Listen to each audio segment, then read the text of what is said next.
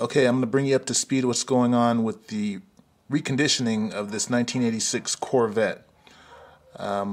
Last time I shot a video I told you I was going to replace some parts on this car, and since the last video I shot I've done quite a few things, so I'll go ahead and explain those things that have been repaired.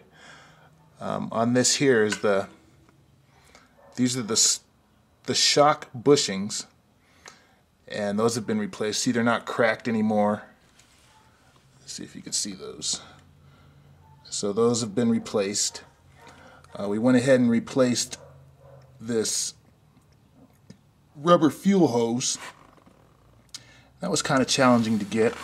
Where it goes into the metal line, it was a little bit hard to remove, but we figured out how to get it off without destroying anything. So that has been replaced. The front pads have been replaced. There's a little thing right here. These are self-adjusting pin boots. We had to replace those because the ones that we removed were cracked and broken and not even actually working. So we went ahead and replaced those. We do have new pads installed. See if you can see those.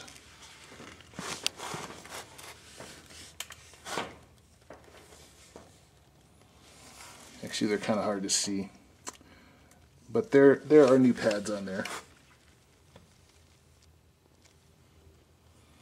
So we also resurfaced the rotor, kind of brushed off all the rust and the rough surface that was on there. So we do have resurfaced rotors on the front of the car now. Actually, they're resurfaced all the way around on the car. So the brakes need to be bled now, and I need an assistant to do that, and that's the bleeder valve right there, the little thing with the hole in it, the nut with the hole in it. So when I get my assistant over here, then we can go ahead and bleed the brakes, and then we can have good working brakes. Another thing we've done is the fuel filter. Can you see that? That's the brand new fuel filter, and I got a mirror on the floor showing you that it has been replaced. That's the new fuel filter there. It's been replaced once before in this car's lifetime, and the reason I know that is because they cut the metal fuel lines that were going to the fuel filter and replaced them with rubber lines. So that has been replaced, and the clamps on the rubber lines have been tightened, so we shouldn't have any fuel leak or anything like that going on with the fuel filter here. Another thing we have done is replace the ignition control module, and that's under the distributor cap. We've already replaced the cap, so it's under there. It's actually a black little box under the rotor, which I will show you a little bit later what it looks like. Okay.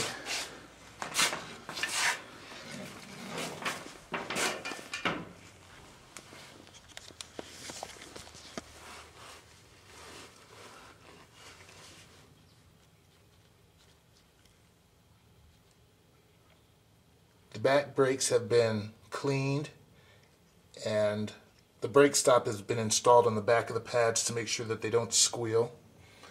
And this rotor has been resurfaced as well. You can see the rough surface on there to make sure that it grabs well when the brakes are applied.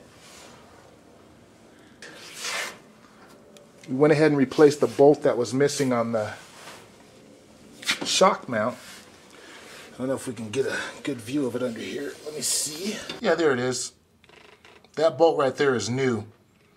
Compliments of Rich at Ace Hardware. That man knows where everything is in that store. So that's been replaced.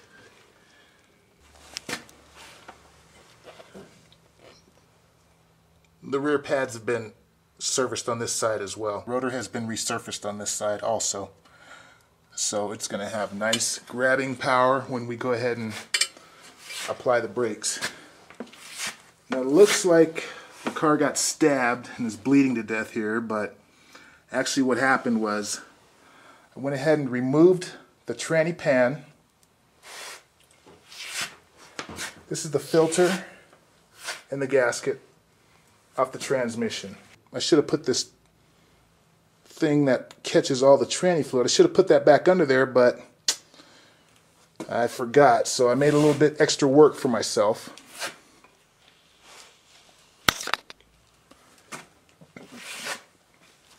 But these brakes, this is the brake hose on the driver's side. And this also has the new boots, self-adjusting pin boots, and the new pads, as well as the resurfaced rotors.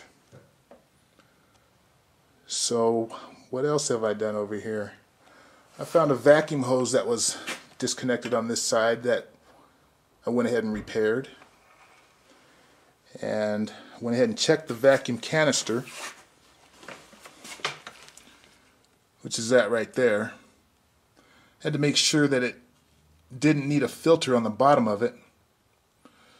So when I took it out, come to find out this one doesn't have a filter. It just has a breather hose on the bottom of it. So we pulled that out, inspected it, made sure that all the hoses were connected properly, and I think we mounted the vacuum switch coming off the canister. We mounted that to the bumper support like it's supposed to be. That's what we've done to this car lately. The fin for the back of the top of the intake is ready to be installed.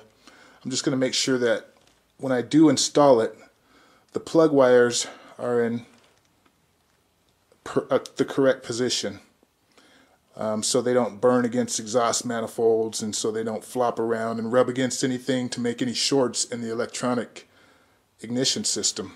Okay, we'll go ahead and show you the parts that have been replaced.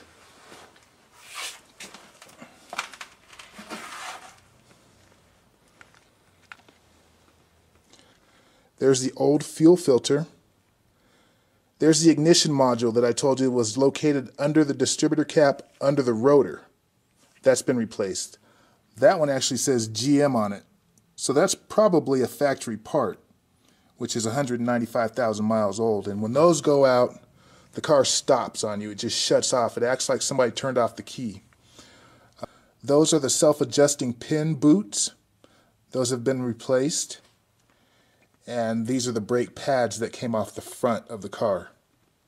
Okay. These bolts are the pan bolts that hold the transmission pan to the transmission. Okay. This is the transmission pan. It's already been cleaned. The old gasket has been removed. The new gasket has been installed. And it's ready to install. So we're going to do that coming up here shortly. A couple other parts that I picked up while I was out is the power window switch. So that's going to be installed once we get toward the interior. We purchased a new oil filter for the car. So this will be installed coming up shortly, since we're on the parts that need attention underneath the car. So that's what's going on so far with this Corvette. It's coming along rather nicely. There's the transmission fluid, a whole gallon that has to go in once we get the pan back on. We've already topped off the reservoir for the master cylinder. So once we get started bleeding on the brakes, we'll have enough brake fluid in there to come through the hydraulic system. So it's coming along pretty well. Just had to give you an update on what's going on so far with this 1986 Chevrolet Corvette light restoration / reconditioning.